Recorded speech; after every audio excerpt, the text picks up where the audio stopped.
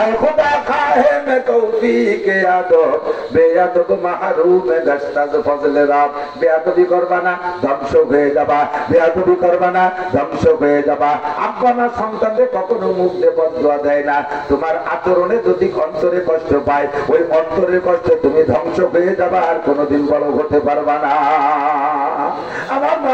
আমার মাও বেঁচে আছে এখন অনেক বয়স হয়ে গেছে আমি আমার মার ৮-৯০ সন্তান আমার বয়স ৫৬ শুরু হয়েছে আমার বড় বুড়ির বড় ছেলে আর আমি এক বয়সী তা আমার মাকে আইসক্রিম হাওয়া আলাইসালামের পর পর ওই যেদিকে চাপ পাওয়া যায় একটু হয়ে গেছে ছোট হয়ে গেছে মাঝে মাঝে কই মা দোয়া করবেন বদ দোয়া করবেন না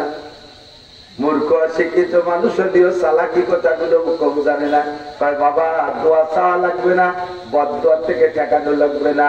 বদদোয়া নিয়ে আর কাজ করো না বদদোয়া কোনোদিন করবো না কে চমৎকার কথা চিনতে পারেন না দোয়া চাওয়া লাগবে না মা বাবা দোয়া করার জন্যই তৈরি হয়েছে আর বদদোয়া করবো না বদদোয়া থেকে ঠেকানো লাগবে না বদদোয়া নেওয়ার কাজ করবে না এমনি বদদোয়া করবো না আমি যখন ছোটবেলা থেকে একটু বড় হয়ে মাদ্রাসায় তারাই ঢুকলো পড়ি যখন সামালে হতে চলছে আব্বা আমাদের কিন্তু সন্তানের টের পায় কণ্ঠ মোটা হয়ে যায় নাকের টাকা মোটা হয় হাত পা একটু বড় বড় হয়ে ওঠে আব্বা মায় টের পায় যে সন্তান সামালে দিকে যাচ্ছে মা একদিন আমার এটাই কে বলতেছে বাবা এই দুইটা কথা মনে রাখবা সারা জীবন বলেন না কি বলবেন কয় বাবা রাতের বেলায় এমন কাজ করবা না রাতের বেলায় এমন কাজ করবা না তাতে দিনের বেলায় মানুষের সামনে মুখ দেখাইতে লজ্জা হয় সত্য কথা কিন্তু বিশাল ব্যাখ্যা যত আকাম করার টাইম হলো রাতের বেলায় এমন অন্যায় কাম করবা না যাতে দিনের বেলা মানুষের সামনে মুখ দেখাইতে লজ্জা হয় এই হলো রাতের মশলা আর দিনের বেলা এমন কাম করবা না বাবা যাতে রাতে ঘুমের ডিস্টার্ব হয় অবৈধ সম্পর্ক তৈরি করছো দিনের বেলা রাতটা চলে গেছে ওই টেনশনে কিভাবে একটু দেওয়া হবো কোন যখন একটু কথা কবো কোন ভাগে একটু কথা বলবো সবাই যে সময় ঘুমাই যায় সেই ভাগে একটু কথা কবো এই অপেক্ষা করতে করতে রাত 2-3 বাজে গেছে দিনের বেলার যোগাযোগ মেনটেন করছো রাত ভর হয়ে যায় এই জন্য তোমার ঘুম খারাপ হয়ে হারাম হয়ে গেছে দিনের বেলা মারামারি দাঙ্গা হাঙ্গামা করছো পুলিশি তারপরে রাতের বেলা ঘরে ঘুমাইতে পারে না পাট খেতে যে বাগ বাগানে মশার কামড় ঠিক না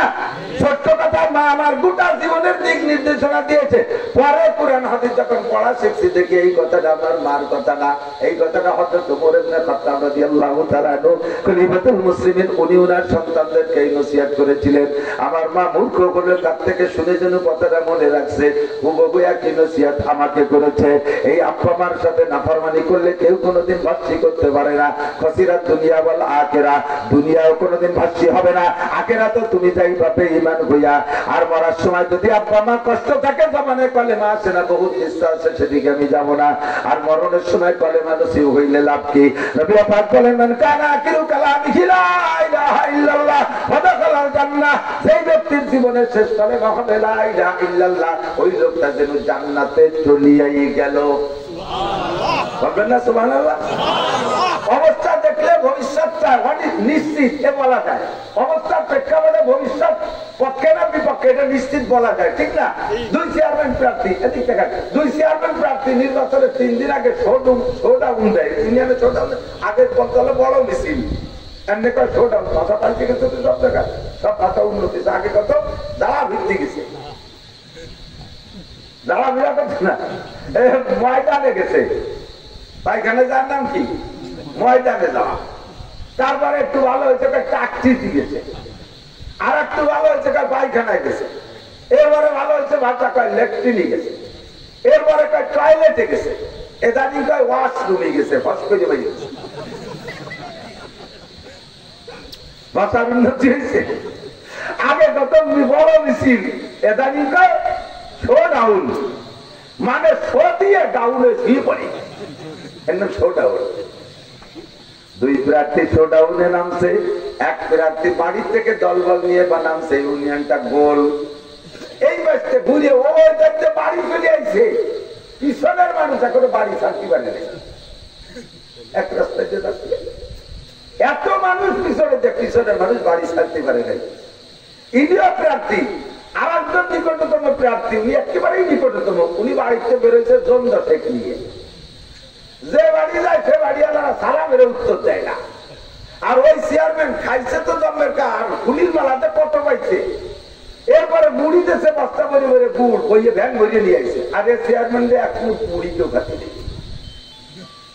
কয়েকবারই যাওয়ার পরে পিছনে 10 জনের 3-4 জন পলাই চলে গেছে। এর সাথে বুঝি দিলাম বলা যায় না কিরা কি হবে। সবাই ঘুরে আইছে, এখনো নির্বাচন হইলেই আগের জন্য তুমি তো চেয়ারম্যান হয়েই গেছো, তুমি তো চেয়ারম্যান হয়েই গেছো। পূর্বাভাস থেকে ভবিষ্যৎ নিশ্চিত বলে দেয়া যায়।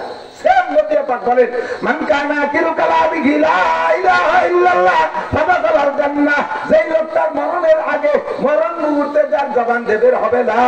ইলাহা ইল্লাল্লাহ, ওই লোকটা যেন চেয়ারম্যান হয়েই গেছে, ও জান্নাতে চলিয়েই গেছে। এবার মরণের সময় কলেমা নসিব হওয়ার জন্য যে নেক আমলগুলো ইম্পর্টেন্ট, তার মধ্যে অন্যতম হলো তোমার আব্বা মা যতদিন বেঁচে থাকে কোনোদিন মনে কষ্ট দিবা না। আর যদি একটা কথা কই যায় নাকি আব্বা মা তো অনেক আছে, ঔষধের কথা কইলে তাহলে দেখবি আর তোমার আসার পাইয়ে নাই, তুমি এত বাকে তুমি বলবা, তুমি মনে করবা তুমি তোমার বাপের 10টা সন্তানের একটা না, তুমি মনে করবা তুমি একটাই মাত্র ছেলে, টাকাও তুমি দিবা, ঔষধও তুমি দিবা, খাইতেও তুমি দিবা।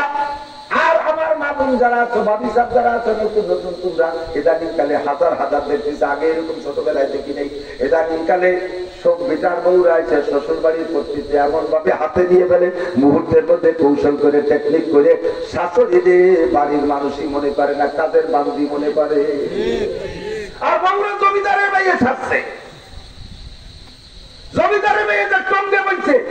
চুলায় হাত দেবে না, লাকড়িতে হাত দেবে না, ভাতের আড়িতে হাত দেবে না, মাছ করতে দিবে না, এ পায় না ও পায় না। আবার এই মেয়েটার পক্ষ নেই তার মা বাবা। বিয়ের সময় বিয়ে দিয়ে দেখো, বিয়ে একটু বিয়ে আলো দেখো, ছোট মাইয়ের ঘরে কত 22 বছর, ও ভালো ডাইনকাম বলছে না, বাড়ি করে দিন চাল দিও খাইলে একটু লক্ষ্য নেই, তার মানে আমার ভাই হইতে কাজ করে না। তোমার বাড়িতে এত লক্ষ্য রাখো, আমি তো অত আদরি আল্লাহ দিতে, আমার বাড়ি হলো 200 মণ পিএস কাটতে হবে, কথা দিয়ে দিল না। আমার বাড়ি পাট রাখতে হবে, আমার 300 মণ ধান উন্নতি বলে তুমি, আমি ওই আল্লাহদের করি।